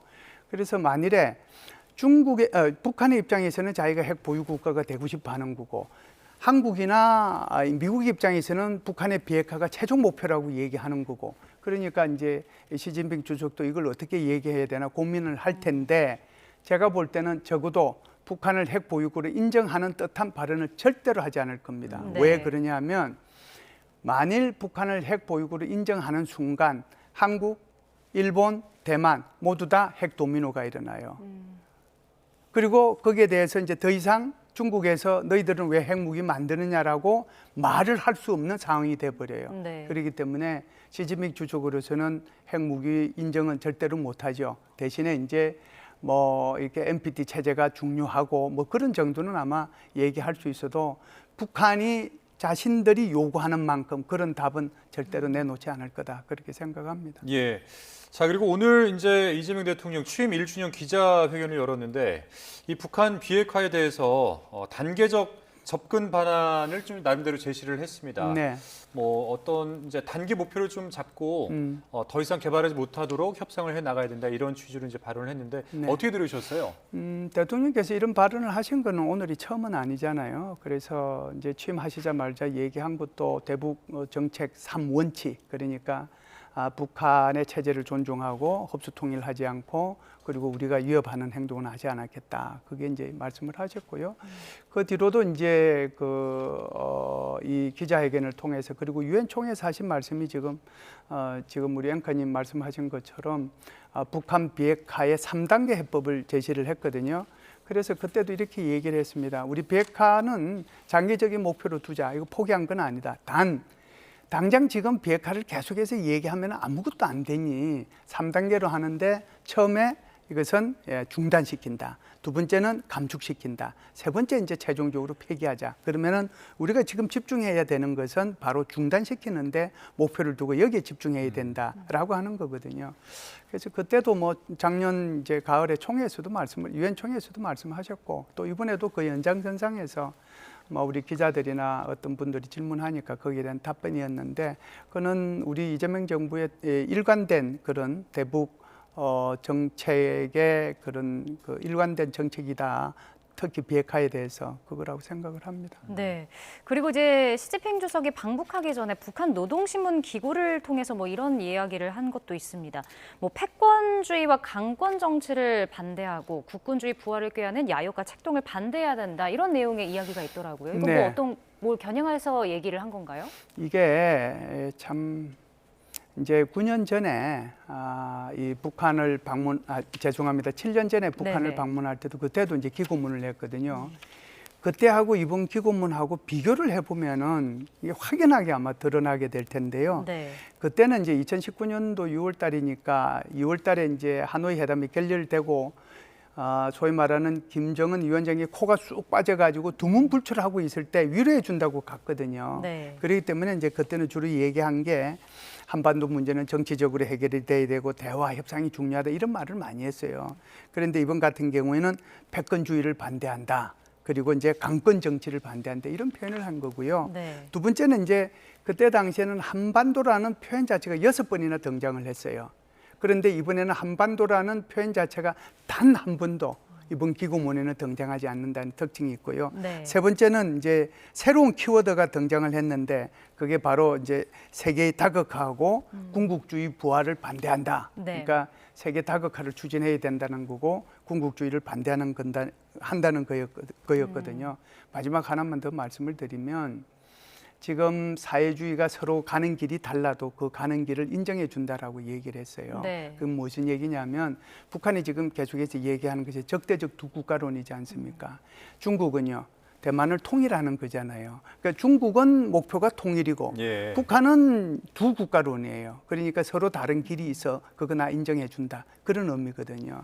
그래서 2019년도하고 이번하고는 굉장히 거기 내용이 다르다라고 하는 거고 훨씬 더 강해졌다 이렇게 보시면 됩니다. 알겠습니다. 오늘 말씀 여기까지 듣겠습니다. 지금까지 김열수 한국군사문제연구원 안보전략실장과 함께했습니다. 오늘 말씀 고맙습니다. 고맙습니다.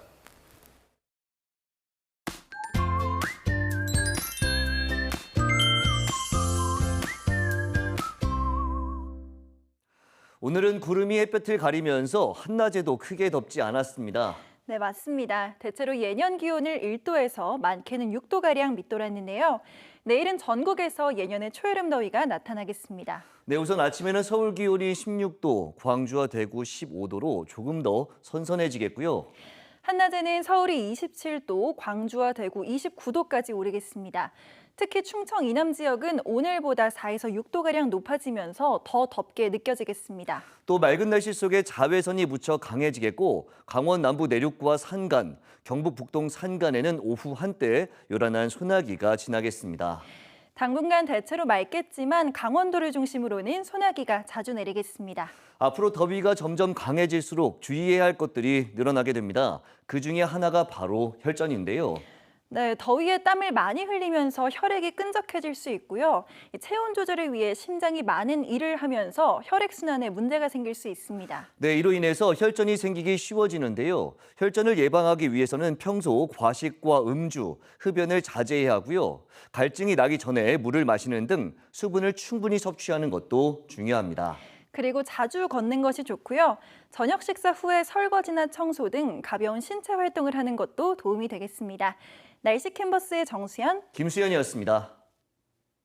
이상으로 YTN 뉴스 플러스 마칩니다. 잠시 후에는 뉴스케어 오후 8시 뉴스가 방송됩니다. 함께해 주신 여러분 고맙습니다.